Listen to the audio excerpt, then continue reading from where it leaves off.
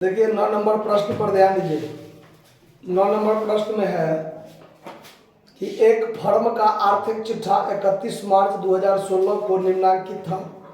Firm में साझेदार लाभालाभ बराबर अनुपात में बांटते हैं। गत 2 वर्ष में बड़ी हानियां होने के कारण व्यवसाय को बंद करने का निश्चय किया गया है। बैंक शेष को छोड़कर बाकी संपत्तियों से 2,26,880 रुपया वसूल हुए। एक बार में ही क्लियर कर दिया है। आपको कहता है कि सी साझेदार जो है दिवालिया हुआ है और बैलेंस शीट आपको दिया हुआ है जिसमें क्रेडिटर है लायबिलिटी में, लोन पार्टनर्स लोन है ए और बी दो साझेदार का, चालू खाता है, पूंजी खाता है, सी का चालू खाता एसेट्स में दिया हुआ है और बहुत सारा संपत्ति सब दिया हुआ है। तो इस सवाल में जो खाता खुलेगा वो खुलेगा रियलाइजेशन अकाउंट, उसके बाद पार्टनर्स लोन अकाउंट जो ए बी ऋण दिया है, जो दिवालिया हुआ है इंसॉल्वेंट पार्टनर का करेंट अकाउंट, इंसॉल्वेंट पार्टनर का कैपिटल अकाउंट जो दिवालिया हुआ है उसका, जो बचा हुआ साझेदार है शुद्धसम साझेदार है उसका करेंट अकाउंट, शुद्धसम साझेदार पूंजी खाता का पूंजी खाता, और लास्ट में बनेगा कैश अकाउंट। उसके लिए हमको जगह नहीं बचा है, आगे एडजस्ट करेंगे हम लोग, पहले इतना जरूरी है शुरू में बनाना। देखिए अब जब रियलाइजेशन अकाउंट बनाएंगे तो इसमें हम लोग सबसे पहले टू सन्ड्री एसेट्स लिखते हैं। टू सन्ड्री एसेट्स जिसमें आपको जो सब संपत्ति है, देखिए बैंक को तो छोड़ देंगे, डेटर 66,060, डेटर 66,060 रुपया। उसके बाद है स्टॉक 94,000, स्टॉक दिया हुआ है आपको 94,000 रुपया। उसके बाद है आपको मशीन 28,600, मशीन है आपको 28,600। उसके बाद land and building 84,000, land and building 84,000। Total को अगर जोड़ा जाए तो जोड़ कर देखिए कितना होता है। इसको जोड़ने पर होगा आपको, ऐसे ही जोड़ लीजिए, जल्दी जल्दी हो जाएगा 60, और ये भी हो जाएगा 6, और ये 6 4 10, 10 7 18, 18 4 22, हासिल 2 8 2 10, 2 12, 12 6 18, 18 और 9 27, 2,72,660। आप लोग एक बार जोड़ कर देख लीजिए होता है कि नहीं। उसके बाद 22 क्रेडिटर, 22 सन्ड्री लायबिलिटीज में एक ही लायबिलिटीज है जो आपका क्रेडिटर के रूप में है 1,02,400, 1,02,400 डायरेक्ट लिख दिए, कहीं कोई दिक्कत। अब चलिए कि ये जो संपत्ति है इस संपत्ति को बेच के एक ही बार में हुंडा हुंडी कह दिया है कि by cash account assets realise जो आपको हुआ है वो 2,26,880, 2,26,880 रुपया हुआ है। क्लियर। और ये जो लायबिलिटी है 1,02,400, 1,02,400 डेबिट में टू कैश अकाउंट करके लायबिलिटी पेमेंट तो करना पड़ेगा हमको, नहीं करना पड़ेगा वो बात तो नहीं है, कर दिए, बात खत्म हो गया। अब यहां पर जब आप इसको जोड़ घटाव कीजिएगा, इसको जब आप जोड़ घटाव कीजिए तो आपको लॉस या प्रॉफिट क्या निकलता है। देखिए इसको अगर आप जोड़िएगा तो ये जोड़िए कितना होता है, थोड़ा जोड़ के कितना होता है 640, 4 यानी 060 हासिल है कि रह गया, 2 2 4 1 5 हो गया, और 27 7 10 37, 3,75,060 होता है। देख लीजिए 3,75,060, और इसमें से इसको घटाइए जो होगा वो by all partners capital account loss, ये लॉस हो जाएगा। साझेदार कौन सा है एबीसी, आपस में क्या कर लेंगे, बांट लेंगे बराबर बराबर अनुपात में। इसमें से इस दोनों को घटाइए, देखिए कितना रुपया लॉस होता है, कितना हुआ, घटा के जल्दी घटाइए।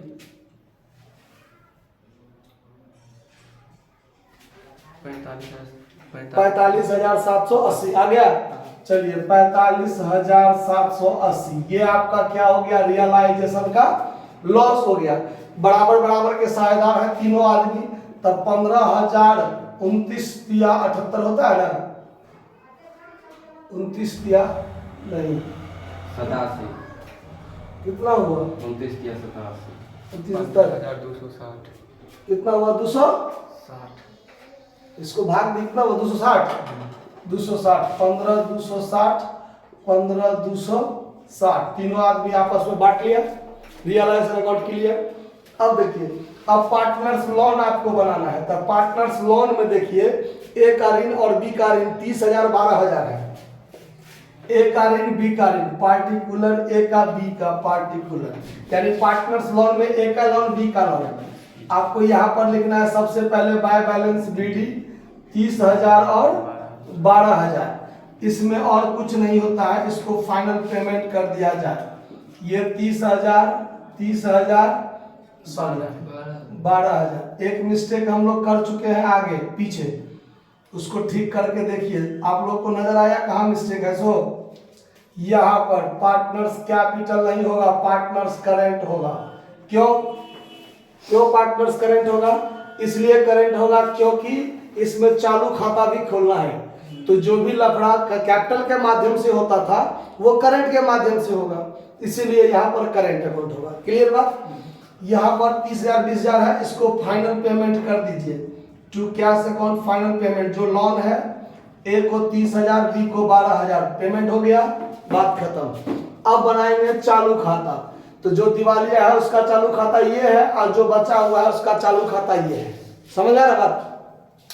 तो इसको देखिए कैसे क्या होगा, क्रम यही होगा। इसके बाद ये बनेगा, इसके बाद ये, इसके बाद ये। इस खाता का अंतर इसमें जाएगा, इस खाता का अंतर इसमें, इस खाता का अंतर इसमें, ऐसे जाएगा। ठीक है? तो अब हमको चालू खाता खोलना है। तो सी दिवालिया हुआ है, तो सी का एसेट्स में दिया हुआ है 9,940, वो देख लीजिए। सी के चालू खाता में सी दिवालिया हुआ है, उसका डेबिट में होगा टू बैलेंस बीडी 9,940 लिख लीजिए। उसके बाद ए बी का जो चालू खाता है वो देख लीजिए। ए बी का चालू खाता ये है, ए बी का चालू खाता ये है, A B particular, A B particular. इसका लायबिलिटी साइड में है, तो यहाँ पर होगा टू बैलेंस बीडी। हाँ, बाय बैलेंस बीडी कितना होगा? 21,200 21,200 और 2,500 है बी का, यही ना? चलिए, उसके बाद पूंजी खाता का शेष भी डाल ही देते हैं, तो इधर से बार बार देने का लफड़ा खत्म। ये है ए बी का पूंजी खाता, ए बी पार्टिकुलर, और ये है सी का। तो इसका भी बाय बैलेंस बीडी इधर है लायबिलिटी में, हाँ, इसका भी बाय बैलेंस बीडी लायबिलिटी में ही है। तो देखिए ए बी सी का पूंजी खाता एक के साथ में दिया हुआ है, 60,000 40,000 20,000। तो ए का पूंजी 60,000, बी का पूंजी 40,000 और सी का पूंजी, यहाँ पर 2 कॉलम खींचा गया है मिस्टेक से। यहाँ कितना हो जाएगा? 20,000। अकेले है ना सी दिवालिया वाला। चलो, बात खत्म। अब हमको इसी खाता से एडजस्ट करना है साथ। ये जो लॉस है, ये लॉस सबके पूंजी करंट अकाउंट में जाएगा। तो यहाँ पर लिख दीजिए टू रियलाइजेशन अकाउंट लॉस 15,260। इसमें भी to realisation account loss current account में जाएगा, ध्यान रखना है। 15,260 15,260, बात खत्म। उसके बाद इसमें और कहीं गला बात नहीं है ना? चलिए, साझेदार सी दिवालिया हो गया, वो अपने पूंजी से कुछ भी लाने में असमर्थ है, अपने संपत्ति से उसका जो कमी है उसमें। और भारतीय साझेदारी अधिनियम के अनुसार आपको बनाना है। तो भारतीय साझेदारी अधिनियम के अनुसार बनाना है, तो ये जो लॉस है उसको क्रेडिट में तो नहीं दिखाना है, बात खत्म। अब हम लोग को सीधे पूंजी खाता बंद करने का काम करना है। तो इसका हो जाएगा 15,000, 15 और 9 24, एक 25,000 9 2 11 12 25,200 जोड़कर देखिए तो 25,200 बाय सीज कैपिटल अकाउंट। ये सी करेंट अकाउंट है, सी करेंट अकाउंट का शेष उसके कैपिटल में जाएगा 25,200। ठीक है? ये यहां आ जाएगा टू सीज करेंट अकाउंट से, टू सीज करेंट अकाउंट से ये यहां आ जाएगा 25,200। अब ये दिवालिया हो जाएगा, दिवालिया होगा, डेबिट ज्यादा है क्रेडिट कम है, तो 25,200 यहाँ भी 25,200, 20,000 है ही, तो 5,200 से ये दिवालिया हो गया। कितना से दिवालिया हो गया?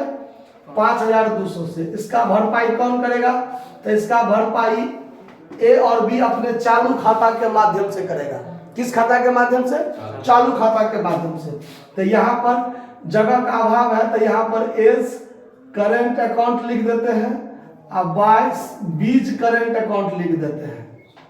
ठीक है, तो 5200 नहीं लिख के 5200 को दोनों अनुपात में बांट देंगे। तो 5200 को किस अनुपात में ये भरपाई करेगा? अपने पूंजी के अनुपात में। पूंजी देखिए क्या है? 3-2, 60,000 40,000 पूंजी है ना, तो 60,000 40,000 पूंजी, तो इसको अगर अनुपात में बनाएंगे तो 40 काट दीजिए, 2 दूनी 4, 2 तिया 6, 3 अनुपात 2, 3 2 5, 5 से अगर 5200 इधर करा ना, 5200 में आप 5 से भाग दीजिए तो 1040, 1040 को 3 से गुना कीजिए तो 3120, और 2 से गुना कीजिए तो 2080। यही होगा ना 5200। हो गया? ये दोनों को जोड़ के आपको 5200 हो गया ना, जो 5200 से ये दिवालिया था। सो अगर एक के बार लिखते तो बाय सॉल्वेंट पार्टनर्स कट लिखते, ए बी का नाम लिख के इतना रुपया इनर कॉलम में लिखते, यहाँ पर 5200 रखते। ठीक है, चलिए। तो अब ये वाला चीज यहाँ आ जाएगा, to C's capital account. To C's capital account कितना कितना? तो 3120 इसमें और 2080 इसमें। बात खत्म। अब देखिए, अब इसका जो चालू खाता बंद होगा तो किस साइड किसका ज्यादा है? बी का डेबिट ज्यादा है, क्रेडिट कम है, और ए का क्रेडिट ज्यादा है, डेबिट कम है। तो इसका इधर घटेगा 21,200, 21,200। इसमें से इस दोनों को घटाइए, जो बचेगा वो ए के कैपिटल में जाएगा। ए के कैपिटल में जाएगा, ये नहीं जाएगा। घटाइए, कितना हुआ घटा के? 2820। तो ये ए के चालू खाता का शेष है, जो ए के कैपिटल में जाएगा। ठीक है, तो ए के कैपिटल में यहां आएगा, इसके डेबिट में आया है तो इसके क्रेडिट में जाएगा। यहां लिखेंगे बाय एज करेंट अकाउंट। क्या लिखेंगे? A's current account 2820। अब इसका डेबिट ज्यादा हुआ, तो डेबिट ज्यादा हुआ तो 15 2 17, 17,340। यहाँ भी 17,340, ये घटा दीजिए। जो होगा वो बी के कैपिटल में जाएगा, इसमें नहीं रहेगा, बी के कैपिटल में जाएगा। कितना हुआ घटा के? 14,840। ये आ जाएगा इधर, तो यहाँ आ जाएगा टू बीज करेंट अकाउंट। ये कैपिटल है तो इसमें करेंट अकाउंट के माध्यम से आएगा, इसमें नहीं, इसमें होगा 14,840। अब होगा बात खत्म। यहाँ पर फाइनल पेमेंट करना है, तब फाइनल पेमेंट करना है तो क्या होगा? तो इसका जोड़ के हो गया 62,820, 62,820। इधर कुछ नहीं है तो to cash account final payment 62,820। इसमें क्रेडिट साइड ही इसमें भी ज्यादा है, 40,000 40,000। इसमें से इसको घटाइए तो घटाने पर 160 इधर हो जाएगा, तो 15 और 25 यहाँ हो जाएगा, तो 25 और 15 हो गया 40,000। बात आया समझ में? कहीं कोई दिक्कत नहीं ना इस बात को समझने में कहीं भी? चलिए, अब बनाना है आपको कैश अकाउंट। तो कैश अकाउंट में क्या सब होगा देखिए। तो एक तो ऐसा कीजिए, या तो आप इसको स्क्रीनशॉट ले लीजिए, ठीक है, और स्क्रीनशॉट ले लीजिए आप लोग। तो हम इसको मिटा के हम इसको मिटा देंगे। देखिए, इसमें कैश नहीं है, नहीं ना है, इस दोनों खाता में कैश नहीं है, तो इस दोनों को मिटा के हम यहाँ पर कैश अकाउंट बनाएंगे। क्योंकि जहां जहां से कैश आएगा, इसमें कैश है तो इसका कैश अकाउंट में प्रभाव होगा। इसमें कैश है, इसमें कैश अकाउंट में प्रभाव होगा। इसमें कैश है तो इसका प्रभाव कैश अकाउंट में होगा। लेकिन इस तीनों खाता में कैश नहीं है, तो इस तीनों खाता का कैश अकाउंट में कोई प्रभाव नहीं होगा। तो या तो आप इसका स्क्रीनशॉट ले लीजिए, फिर इसको हम मिटा के बनाते हैं। ठीक है, इस सवाल में आपको आंसर नहीं मिल रहा है, ठीक है। यहाँ पर जो ये फाइनल पेमेंट आपने किया है, ये आंसर आपको नहीं मिल रहा होगा किताब के हिसाब से, क्योंकि किताब में आंसर गड़बड़ है, इस बात को ध्यान रखिएगा। किताब में आंसर जो दिया है वो गार्नर बनाम मर्रे के अनुसार में आंसर दे दिया है। क्योंकि ये जो लॉस है ना, ये लॉस को यहाँ क्रेडिट में नगद लाया होगा, और जब ये क्रेडिट में नगद लाएगा तो इसको उतना रुपया ज्यादा भुगतान करना पड़ेगा ना। तो ये जो 62,820 में 15,280 जोड़ दीजिए तो देखिए आपको 78,080 हो जाएगा, ठीक है। और ये 15,260 को इसमें जोड़ दीजिए तो 40,300 या 420 कुछ ऐसा जो होगा वो आपको मिल जाएगा, समझ आएगा। तो आंसर आपको गार्नर बना मर्रे के अनुसार डाल दिया है। अगर उसके अनुसार बनाना है तो ये लॉस को इधर क्रेडिट साइड में बाय कैश अकाउंट नगद में लाता है ना। गार्नर बना मर्रे का नियम नंबर 2 क्या है कि जो रियलाइजेशन लॉस है उसको नगद में लाया जाएगा। तो अब जब ये दोनों रुपया इधर क्रेडिट में बाय कैश दिखाइएगा तो इस दोनों का जो बैलेंसिंग फिगर है ये बदलेगा, तो वो बदला वाला रुपया इसमें जाएगा यहाँ और यहाँ वाली बात में। तब टोटल क्या होगा, ज्यादा पेमेंट करना पड़ेगा। तो ज्यादा पेमेंट करना पड़ेगा तो स्वाभाविक बात है ये फाइनल पेमेंट का रुपया बढ़ेगा, है ना। तो इसका सवाल में स्पष्ट कर दिया भारतीय साझेदारी अधिनियम बनाना है तो ये बनाएंगे, इसके हिसाब से ये आंसर होगा। सवाल में काट के आंसर सही कर लीजिए, ठीक है। अब यहाँ पर हम आपको कैश अकाउंट बनाकर दिखाते हैं। देखिए कैश अकाउंट में इस खाता का कोई प्रभाव नहीं पड़ेगा, इस खाता सब का कोई प्रभाव नहीं पड़ेगा क्योंकि इस सब में कहीं भी कैश अकाउंट का चर्चा नहीं है, ठीक है। तो अब देखिए कैश अकाउंट कैसे बनाएंगे हम। कैश अकाउंट देखिए, कैश अकाउंट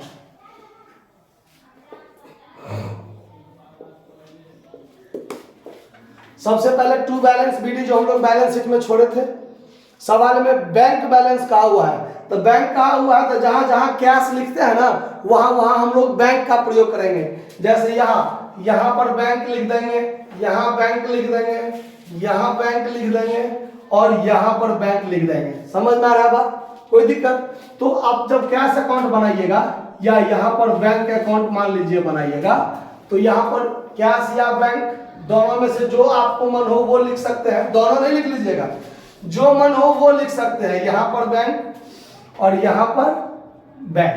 तो देखिए तो यहाँ पर रियलाइजेशन अकाउंट के क्रेडिट में बैंक, तब बैंक अकाउंट के डेबिट में। सबसे पहले तो टू बैलेंस बीडी जो आपके बैलेंस शीट में दिया हुआ है कितना है 5,500 वो लिख दीजिए। उसके बाद रियलाइजेशन के क्रेडिट में बैंक, तो यहाँ पर डेबिट में to realisation account assets realise हो जाएगा 2,26,880। यहाँ पर है बैंक, डेबिट में कैश या बैंक, तो रियलाइजेशन के डेबिट में, तो क्रेडिट में आ जाएगा by realisation account liability paid 1,02,400। फिर यहाँ पर ए लोन और बी लोन का जब पेमेंट हुआ है तो क्रेडिट में बाय एज लोन अकाउंट और बाय बीज लोन अकाउंट, ठीक है। 30,000 12,000, इसमें 30,000 इसमें 12,000, ठीक है। उसके बाद अब आगे कहा है इसमें फाइनल पेमेंट, तो फाइनल पेमेंट ए को हुआ है तो by A's capital account by B's capital account 62,820 और 25,160 25,160। समझ में आया बात। अभी पूरा को जोड़िए, दोनों साइड आपका क्या हो जाएगा बराबर हो जाएगा। तो अब इस दोनों को जोड़िए कितना होता है 2,32,380 2,32,380, ठीक है। अब इधर जोड़िए कितना होता है, सेम है देख लीजिए, हो गया जोड़ के 2,32,380। समझ में आया बात कि कहीं कोई दिक्कत है समझने में, है। तो ये सवाल नोट कर लीजिए, आंसर सही कर लीजिएगा बुक में, क्योंकि सवाल में कह दिया है भारतीय साझेदारी अधिनियम, तो आप भारतीय साझेदारी अधिनियम के अनुसार बनाइए। तो नगद में नहीं लाना है रियलाइजेशन लॉस को, बाकी सवाल सही है।